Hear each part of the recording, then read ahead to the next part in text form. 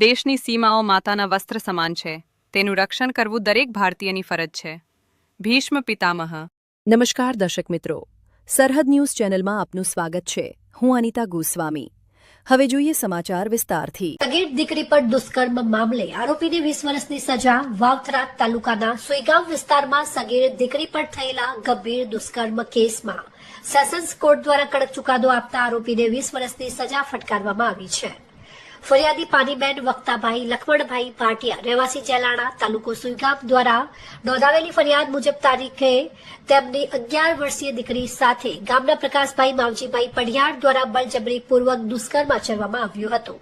આ ઘટનાની વિગત મુજબ દીકરી ઘરે અકેલી હોવાના સમયે આરોપીએ લલચાવીને પોતાના ઘરે બોલાવી અને ત્યાં બળજબરીપૂર્વક શારીરિક શોષણ કર્યું હતું. સાથે જ આ બનાવ અંગે કોઈને ન કહેવા ધમકી પણ આપી હતી. તે બાદમાં દીકરીએ પેટમાં દુખાવાની ફરિયાદ કરતા આ સમગ્ર બનાવ પરિવારમાં સામે આવ્યો.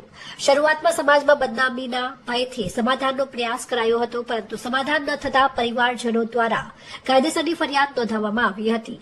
આ કેસ સેશન્સ કોર્ટમાં ચાલતા સરકારી વકીલ આર.ડી. જોશીએ દલીલો રજૂ કરી હતી, જેના આધારે સેશન્સ કોર્ટના ન્યાયાધીશ પી.એમ. સાયાણી દ્વારા આરોપી પ્રકાશ માવજી પઢિયારને 20 વર્ષની સજા તથા રૂપિયા 1,75,000નો દંડ ફટકારવામાં આવ્યો છે. દંડ ન ભરાય તો વધારાના 7 મહિનાની સજા પણ ભોગવવી પડશે. આ ઉપરાંત પીડિત સગીરાને વળતર ચૂકવવાનો પણ હુકમ કરવામાં આવ્યો છે. કેસની કોર્ટમાં હકીકત એવી છે કે આ ભોગ બનનાર જે બાળા જે છે તે પોતાના ઘેરથી તેના ભાઈને તાવ આવતો હોવાથી એ દુકાને બિસ્કિટ લેવા માટે જાય છે. ત્યારે વચમાં આ આરોપીનું ઘર આવે છે. એ ઝાપા આગળ બેઠો હોય છે અને આરોપી એને બોલાવે છે કે ક્યાં જાય છે, તો કે હું દુકાને જાઉં છું, તો મારા માટે કે લે એક બિસ્કિટ લેતી આવજે. એટલે 20 રૂપિયા આપે છે અને બિસ્કિટ લેવા એને પણ મોકલે છે.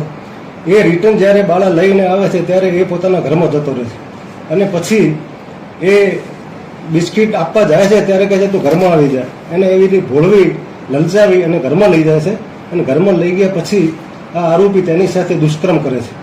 જે અંગેની ફરિયાદ સોઈગામ પોલીસ સ્ટેશનમાં ચાલી જતો અને એનો પોક્સો કેસ આજરોજ નામદાર કોર્ટમાં પુરાવાના અંતે ચાલી જતો નામદાર કોર્ટે આરોપીને પોક્સો અને 376ના કેસની અંદર 20 વર્ષની સજા ફરમાવેલ છે અને ટોટલ 1,75,000 રૂપિયાનો દંડ ફરમાવેલ છે. અને જો દંડ ન ભરે તો વધુ 7 માસની સખત કેદની સજા અને દંડ ભરે તો તેનું સગીર વયની જે બાળા જે ભોગ બનનાર છે એને વળતર ચૂકવવા માટેનો હુકમ ફરમાવેલ છે.